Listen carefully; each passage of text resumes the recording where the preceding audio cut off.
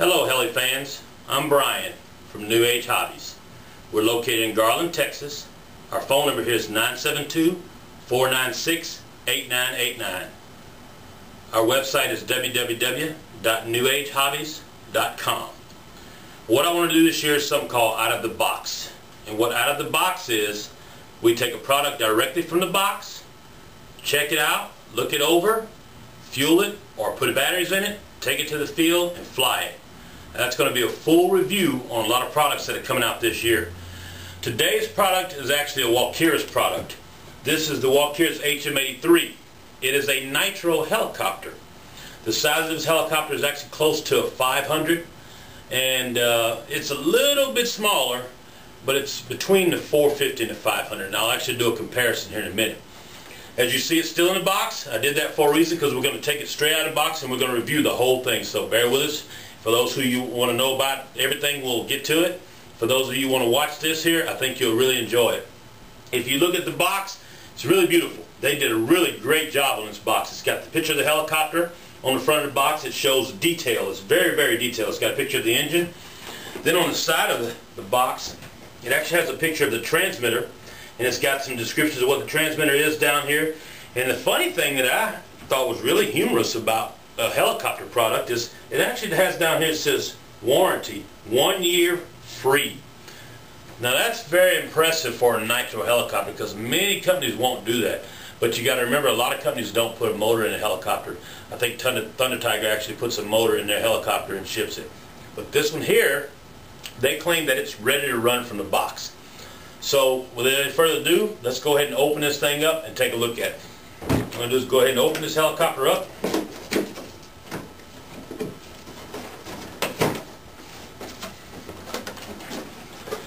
Once you open it up, I noticed that here's one thing that I didn't really care for about the box. It was how the box opened up. It opened up at the top. It didn't flip open like a lot of helicopter boxes. You actually pull it and flip open. That way it was kind of easy access. It's kind of hard access to get to this right here, but that's not bad. They probably did it because they didn't want it to get damaged in shipping or something like that. By looking down inside the box, it's actually packed in here pretty nice. It's got a little foam or plastic casing housing around it. On the top is our blade grip holder. That's very important to have. They included that. Go ahead and take it out of the box.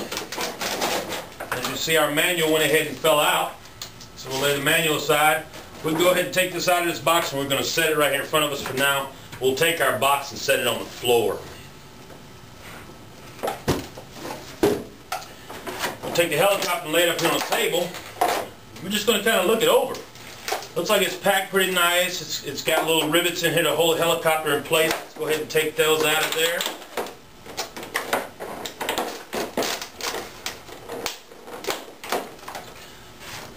Lay that over there. By looking at the helicopter inside here, nothing's touching it. It's got a little foam piece holding the blades together and the fly bar paddle so they don't bounce around. We're going to go ahead and remove the transmitter. Transmitter is protected by a little plastic cover. That's pretty good. Inside of the transmitter, we got a neck strap that comes with it. It says Walkera on it. We have a training cord that came with it, and a binding plug, and an extension for our battery. We're going to put that back in there for now. Put this back in here for now. Also inside the box is a little plastic baggie. Be sure not to throw this away. We'll get to that point in a minute. Here's our charger for our nickel metal hydride battery. I don't really care too much for the charger. It's just a basic nickel metal charger. You plug the charger in, you plug it in the wall. It's got a little plug in, and you plug it in there, and you plug your battery into the front of it there. You have to actually unplug your battery from your helicopter, plug it in there, because it's got the little plug on the front. But all in all, it looks pretty good. We're going to go ahead and take this and set this aside and get back to our helicopter. Alright, here's our manual. The manual looks pretty good. It's got an actual detailed picture of the helicopter on the front of the manual. Most of us guys don't read the manual anyway, so they put a picture on it just to kind of catch our attention, which is pretty good. Inside the manual, we also have our manual for our transmitter. This is something that's really great, because the older Walkera versions didn't have a manual for the transmitter in there. You kind of had to go by you know, touching and feeling and figuring out how to do it. That's really good. The manual is very, very detailed. It's a very, very detailed manual. I'm very proud of it. It did a really, really good job. It tells you how to set up airplanes, and it tells you how to set up other helicopters. Something that I saw that was in there that really caught my eye was it actually has a detailed layout of how to set up this particular helicopter. So if you lose it inside your transmitter, here it is. You can lay it back out how it was. Of course, this is a piece of paper for your charger. This is a piece of paper for your gyro. And it's just explaining that this is not a toy. So don't hurt yourself. The manual itself is pretty detailed. When you open it up, you don't see anything, but if you actually go through the manual, it breaks down how to put the whole helicopter together and to take it apart. And in the very back of the manual, it actually has a schematic of every single part for this helicopter. I thought that that was really, really good.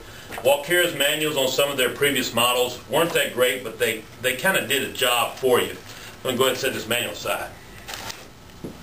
Alright, let's get to the, well, I'll tell you what, let's leave the helicopter for last. Let's get to the transmitter because I really found this impressive.